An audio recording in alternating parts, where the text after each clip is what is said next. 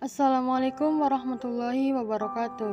Halo teman-teman, di sini saya akan menceritakan kembali novel sejarah yang berjudul Rudy, Kisah Masa Muda Sang Visioner, yang merupakan karya dari Gina S. Noer.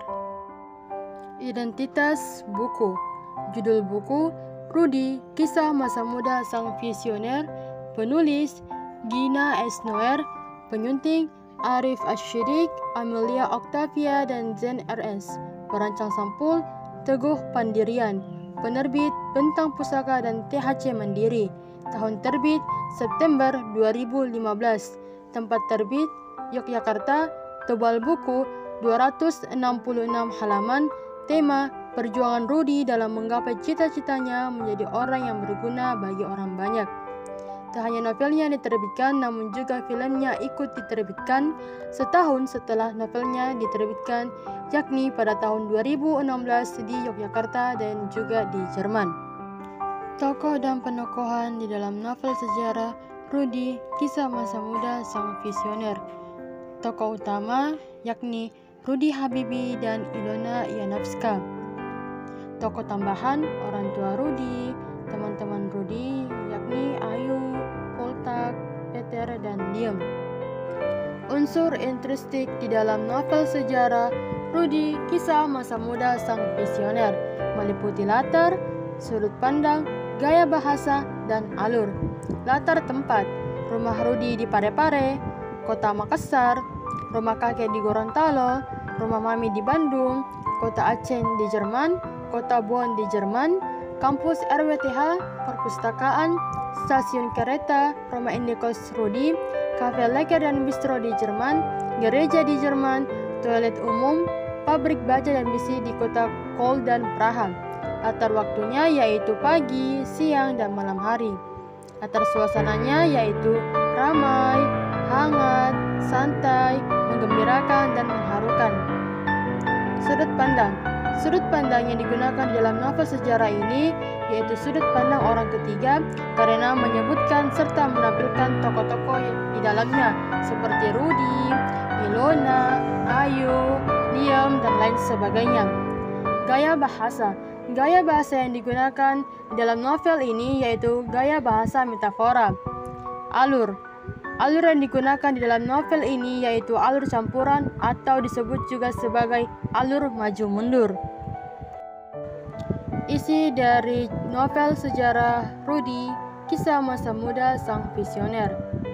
Rudy Habibie adalah seorang anak laki-laki yang terlahir dari keturunan suku Jawa dan suku Bugis. Dari pasangan Raden Ayu Tati Marini Puspowardojo dan Alwi Abdul Jalil Habibie, kedua orang tua Rudy Habibie. Rudy Habibie adalah seorang anak yang cerdas dan selalu memiliki rasa ingin tahu yang tinggi. Karena kecerdasannya tersebut membuat ia selalu menjadi juara kelas di kelasnya. Sedari kecil, Rudy selalu ingin tahu segala sesuatu yang berkaitan dengan pesawat, baik itu tentang mesinnya, cara pembuatannya, dan lain sebagainya. Rudy juga teringin membuat pesawat suatu hari nanti, sekaligus sebagai permintaan terakhir dari almarhum mendiang ayahnya. Ayahnya selalu berpesan kepadanya, "Jadilah mata air," yang artinya menjadi seseorang yang berguna bagi banyak orang di masa depan. Kisahnya berawal ketika Rudy dalam meraih mimpinya. Ia pun memutuskan untuk kuliah dan menempuh pendidikan di Universitas Teknologi Rhein-Westphalen di kota Aceh, Jerman Barat. Untuk itu, Rudy mengikuti kelas yang disebut sebagai kelas akselerasi atau semester cepat atau bisa juga disebut sebagai lompat tingkat. Sehingga ia juga dapat menyusul salah satu sahabatnya yang bernama Liam Kenkie yang merupakan keturunan Tionghoa yang kini tengah kuliah di Jerman. Ketika ujian masuk RWTH, Rudy Habibie menyelesaikan semua soal-soal ujian tersebut dengan cepat dan sangat yakin. Hal tersebut menunjukkan bahwa dirinya adalah orang yang cerdas. Hal tersebut dibuktikan dengan hasil ujian yang ia peroleh, yaitu menjadi peringkat kedua terbaik dalam tes tersebut. Karena menempati posisi kedua terbaik di dalam tes tersebut, maka ia dinyatakan lulus di dalam tes tersebut dan diterima di Universitas Teknologi Rhein-Westfalen di kota Aachen, Jerman Barat. Sesampainya di kota Aachen, Jerman Barat, ia menunggu seseorang untuk menemani dan membantunya untuk mencari tempat tinggal selama ia belajar di Jerman. Pria itu memiliki tugas untuk menampingi dan membantu Rudy untuk mencari sebuah tempat tinggal di Jerman. Pria itu merupakan teman dari Romo Sugio Pranoto saat ia masih seminar di Semarang. Romo Sugio Pranoto merupakan sosok yang mendamaikan perang 5 hari di Semarang.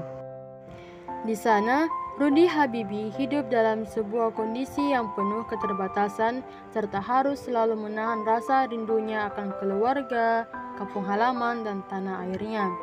Di Aachen, Rudy tidak hanya belajar tentang bagaimana cara membuat pesawat, tetapi juga belajar akan pentingnya arti sebuah persahabatan. Di Aachen, Rudy juga harus berhadapan dengan Panca dan teman-temannya. Mereka adalah orang-orang yang tidak menyukai Rudy sama sekali.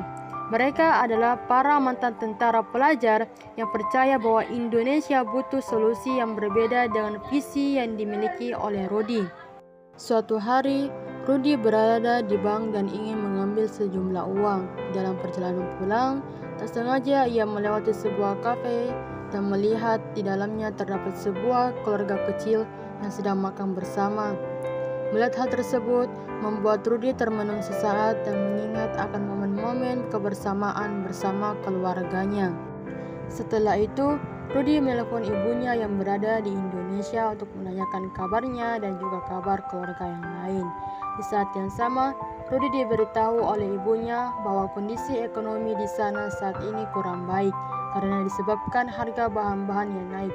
Meskipun demikian, ibunya berpesan kepada Rudy untuk tidak memikirkannya dan menyuruhnya untuk fokus kepada kuliahnya saja, tanpa perlu mengkhawatirkan apapun.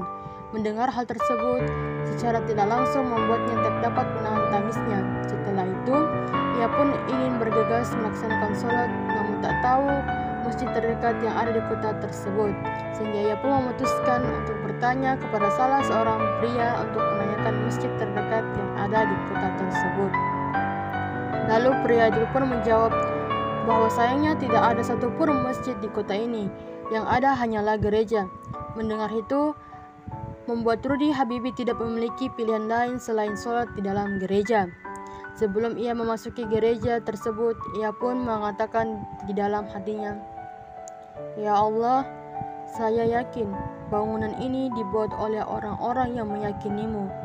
Tapi saya yakin orang itu menyadari bahwa hanya ada satu Tuhan. Ampuni saya hanya ingin memanjatkan doa untuk orang tua saya di sini dan tidak ada tempat lain. Saya tidak ingin mengganggu siapapun. Ampuni saya ya Allah." Di perpustakaan, Rudy sedang mencari informasi terkait tentang beberapa fakta mengenai pesawat jatuh dari seluruh koran yang ada di Eropa sebagai bahan pertimbangannya untuk mengerjakan tugas yang diberikan oleh dosennya. Di samping itu juga, Rudy ingin mengetahui tentang masalah utama atau terbesar yang menyebabkan sering terjadinya kecelakaan pesawat.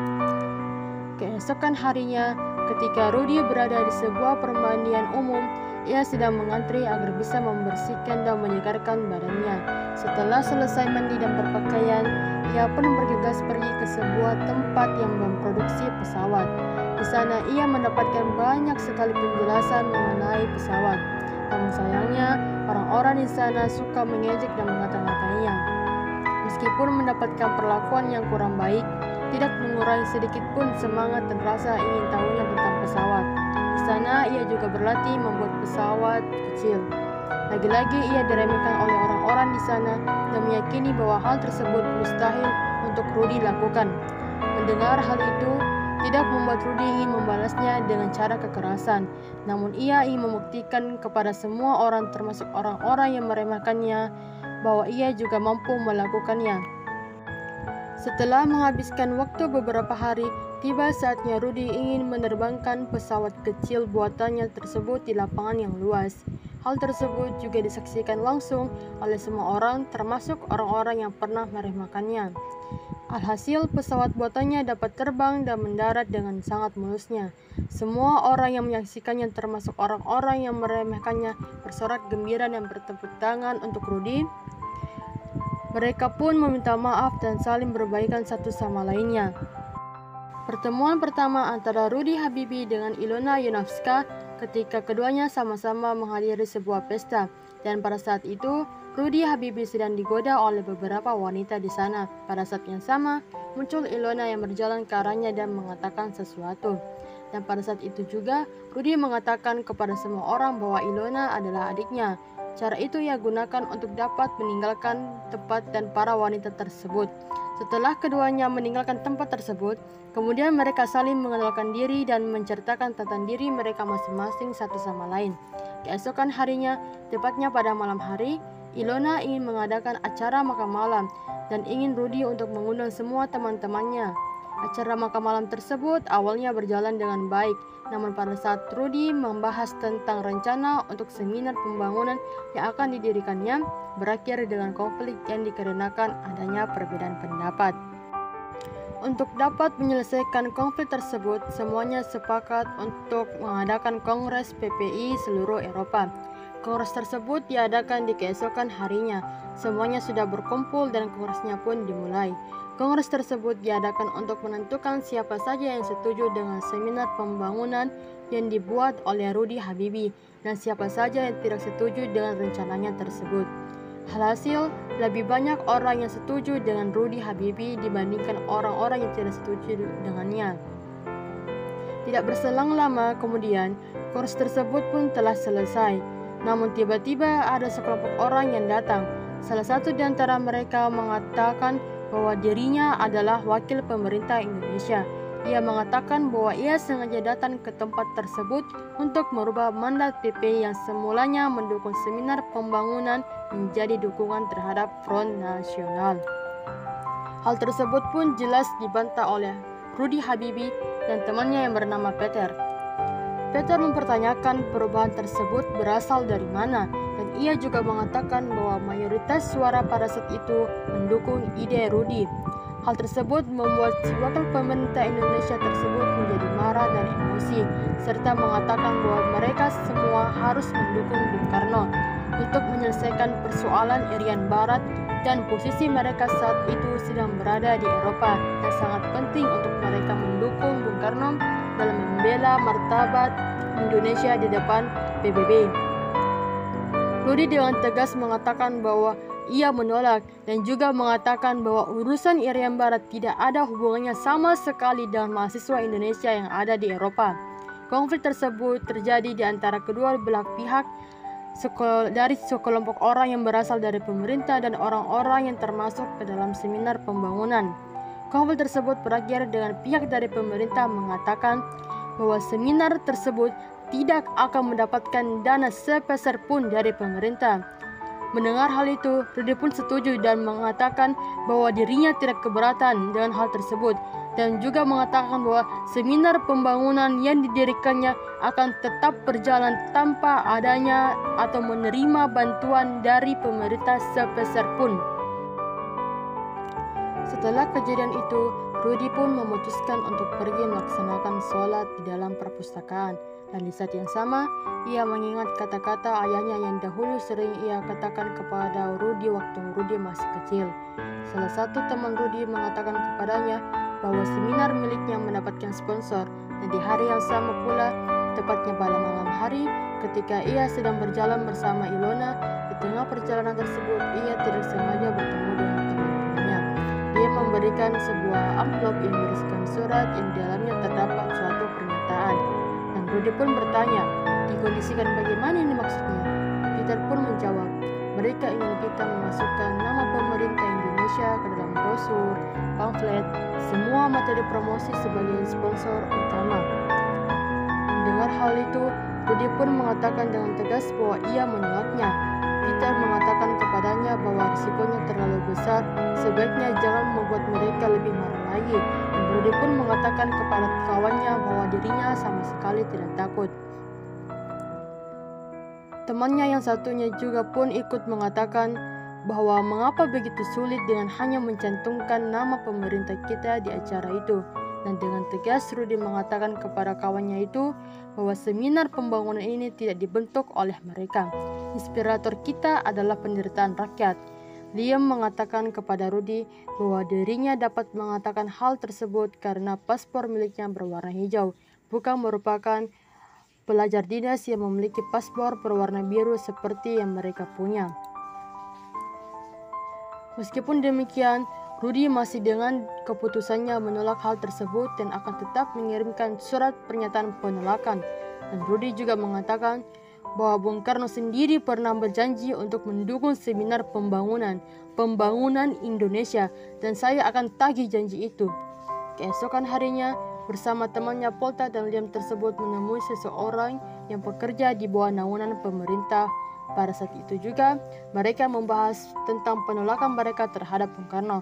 Orang itu tersebut pun dengan emosi memukul meja kerjanya sambil berkata, "Kamu pikir kamu siapa? Kamu pikir kamu siapa berani melawan Bung Karno?" Rudy pun menjawab dengan tegas, "Saya hanya membela Bung Karno dan orang-orang dari pejabat korupsi, Pak," tegasnya. Orang itu pun berkata, "Tahu apa kamu tentang kewibawaan negara?" Dan Rudy pun mengatakan, "Saat ini saya sedang membela integritas negara saya, Pak. Dan buat apa mereka jika tidak mempunyai integritas, Pak?" Setelah Rudy mengatakan demikian, suasana seketika menjadi hening selama beberapa menit. Dan orang itu pun pergi menuju tepat di hadapan Rudy sambil menepuk bahunya dan berkata, "Saya bangga dengan kamu, Rudy. Setidaknya saya sudah melaksanakan tugas saya memarahi kamu, Rudy. Selebihnya biarkan itu menjadi urusan pribadi saya. Teruskanlah seminarmu itu. Jangan takut, saya akan terus mendukungmu. Tapi ingat, apa yang kamu tanam itu yang akan kamu tunai." Rudy pun melirik ke arah temannya yang hanya bisa tersenyum melihatnya dan menjabat tangan orang tersebut dan berkata, "Terima kasih, Pak." Di tengah musim salju yang begitu dingin, Rudy membagikan brosur tentang seminar pembangunan kepada semua orang di kota itu seorang diri. Melihat itu, Ayu ingin membantu Rudy namun ditahan oleh salah satu kawannya yang bernama Sugeng dan berkata, "Jangan, Doro, kita ini mahasiswa dinas. Kita terikat loh, Doro. Saya tidak mau sampai S2 Doro dicabut. Saya tidak mau sampai beasiswa Doro dicabut." Sambil membawa pergi, Ayu meninggalkan tempat tersebut. Tak lama ketika Sugeng dan Ayu meninggalkan tempat tersebut, seketika Rudy jatuh pingsan saat sedang membagikan brosur, dan brosur tersebut pun jatuh ke tanah berserakan. Tak lama kemudian, salah satu temannya yang bernama Liam pun datang dan melihat brosur milik temannya tersebut jatuh berserakan di tanah dan mencari temannya tersebut. Liam melihat Rudy yang sudah dalam kondisi pingsan, segera menghampiri temannya tersebut sembari berteriak minta tolong kepada semua orang. Namun sayangnya, tak ada satupun orang yang saat itu lalu lalang, sehingga ia harus menggotong temannya seorang diri untuk pergi ke rumah sakit terdekat. Di rumah sakit, Rudy yang terbaring lemah ditemani oleh temannya yang bernama Liam, Poltak, dan juga ditemani oleh Ilona. Ilona mengatakan kepada Rudy bahwa ia memiliki kabar bagus. Lalu Rudy pun bertanya, "Apa itu?" Ilona menjawab bahwa proposal S3 kamu telah diterima. Rudy yang mendengar hal tersebut pun langsung tersenyum bahagia sembari berkata, "Oh ya?" Ilona pun menjawab, "Ya." Tak hanya Rudy yang senang mendengar hal tersebut, begitu juga dengan Liam dan Poltak temannya pun ikut senang mendengarnya. Di saat yang sama, Liam mengatakan kepada Rudy bahwa saat ini seminarnya dalam kondisi yang kurang baik. Satu-satunya cara agar seminarnya dapat bertahan ialah dengan menerima bantuan dari pemerintah. Namun Rudy tidak setuju. Namun Liam mengatakan bahwa tidak ada lagi cara lain. Melihat perbincangan kedua temannya pun yang akan berujung menjadi perdebatan, Poltak berinisiatif untuk membawa pergi Liam dari rumah sakit tempat Rudy dirawat. Setelah berada agak jauh dari rumah sakit, Poltak mengatakan kepada Liam, "Kita tidak punya pilihan lain." Liam pun menjawabnya, "Gak punya pilihan lain gimana maksudnya?" "Kita memiliki pilihan." Poltak pun menjawab, "Apa pilihannya? Apa? Pilihan kita saat ini selain kompromi hanya bisa membatalkan seminar pembangunan ini. Di sisi lain, Ilona yang sedih melihat Rudy yang sedang frustasi memikirkan tentang seminar pembangunan. Tiba-tiba Rudy mengatakan kepada Ilona bahwa ia ingin sendiri saat ini. Awalnya Ilona enggan meninggalkan Rudy, namun melihat Rudy yang betul-betul ingin sendiri saat ini, mau tidak mau ia harus meninggalkan Rudy sendirian.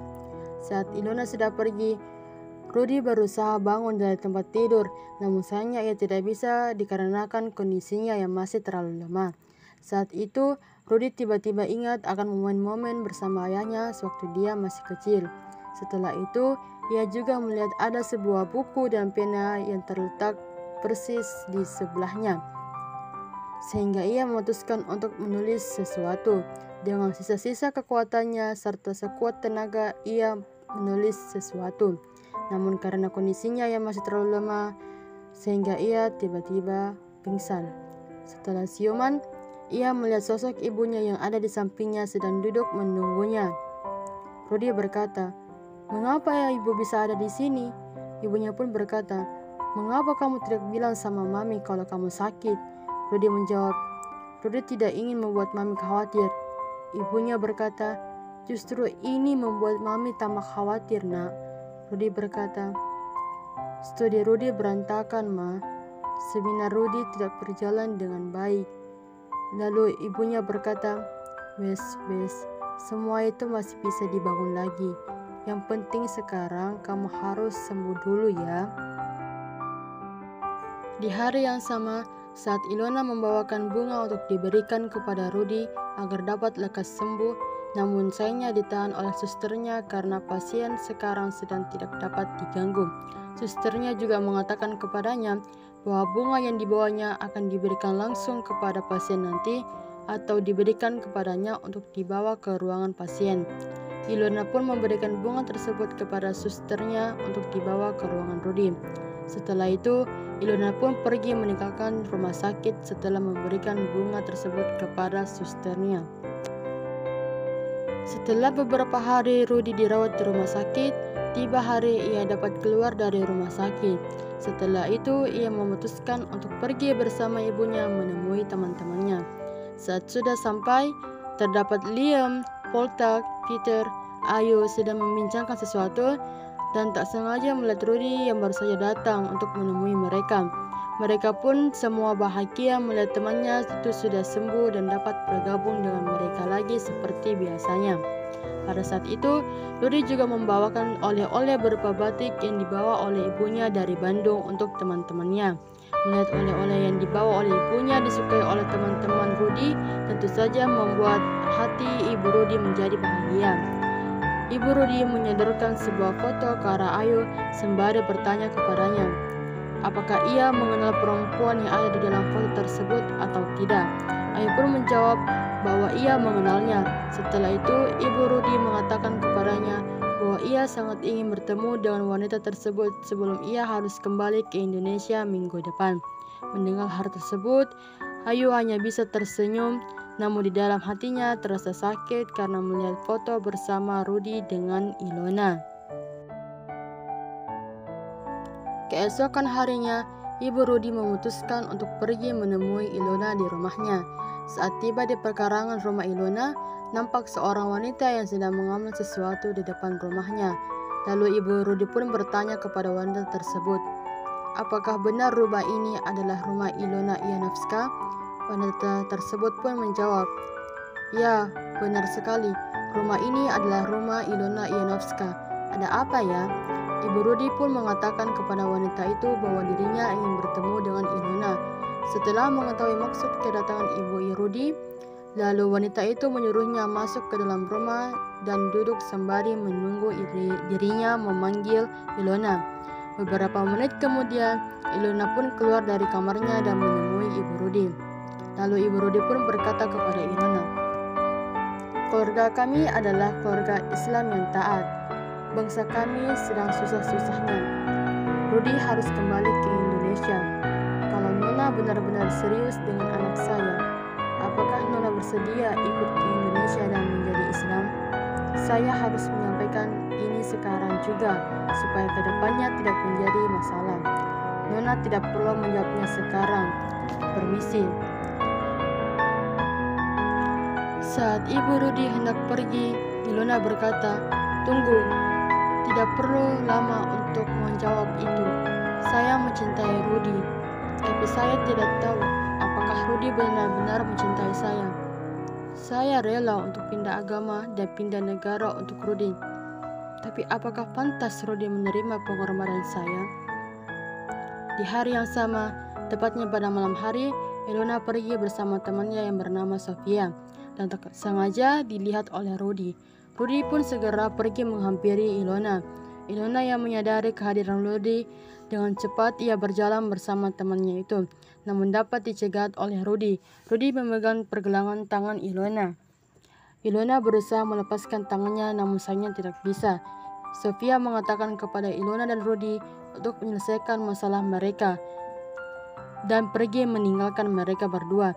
Setelah itu, Ilona menangis dan Rudy pun berusaha untuk menenangkannya sembari berkata, "Bicara baik-baik, paham?" Ilona berkata, "Kamu punya kehidupan kamu sendiri, Rudy. Kita tidak bisa bersama."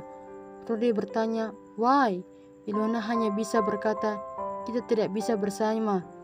Lalu melepaskan pergelangan tangannya dan meninggalkan Rudy seorang diri. Sejak saat itu, di suatu pesta, Ilona sedang sendirian, lalu dihampiri oleh Rudy. Namun lagi-lagi Ilona pergi menghindari dan meninggalkan Rudy. Rudy yang melihat itu pun langsung berlari mengejar Ilona.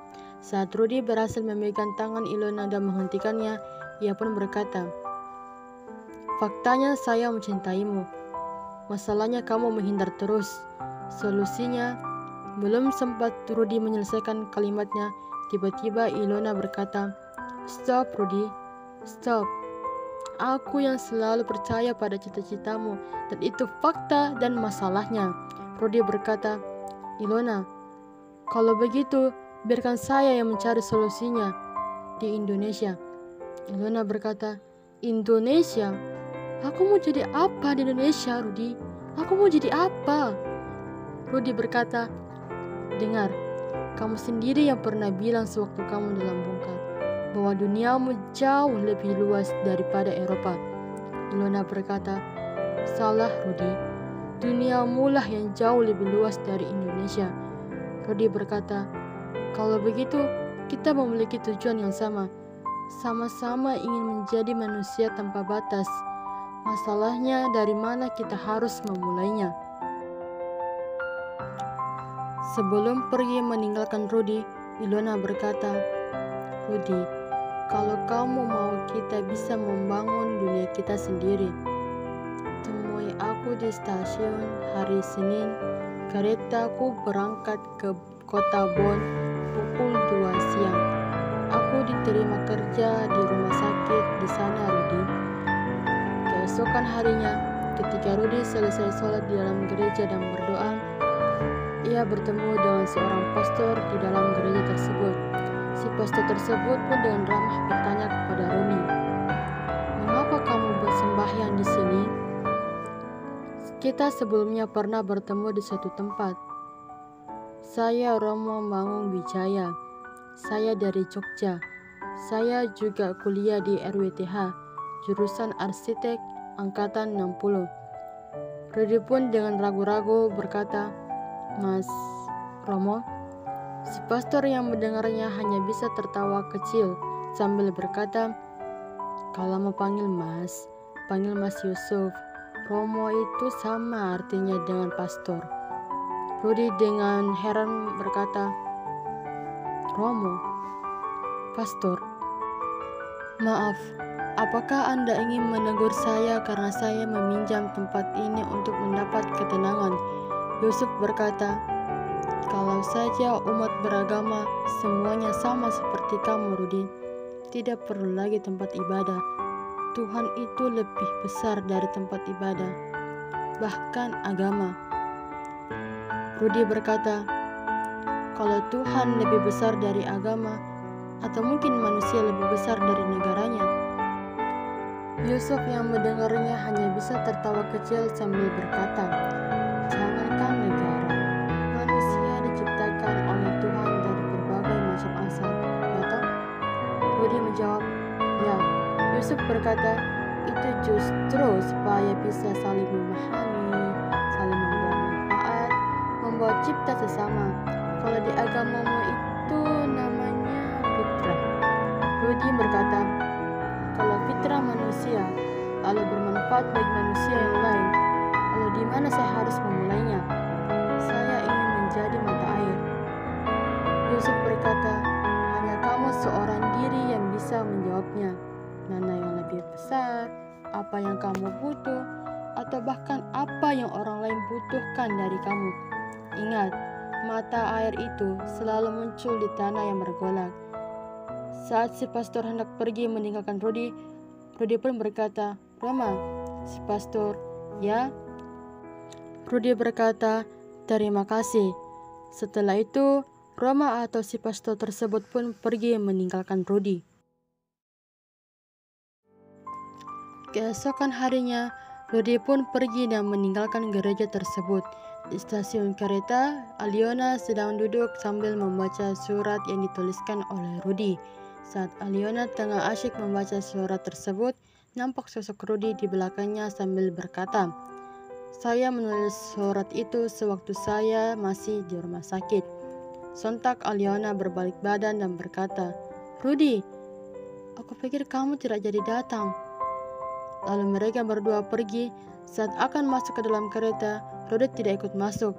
Melihat Rudy yang tidak ikut masuk membuat Aliona keluar dari kereta tersebut. Lalu Rudy berkata, "Aku minta maaf, Aliona." Aliona berkata, "Kamu tidak perlu minta maaf, Rudy. Saya sudah melihat semuanya. Faktanya, kamu mencintai Indonesia. Masalahnya, kamu mencintai Indonesia. Solusinya." Belum sempat Aliona menyelesaikan kalimatnya, Rudy dengan cepat berkata, "Aku mencintaimu dari Indonesia. Dan darimu, aku banyak belajar bagaimana melihatmu mencintaiku." Aliona berkata, "Tidak, Rudy. Pada akhirnya cintaku tidak untuk kamu, Rudy.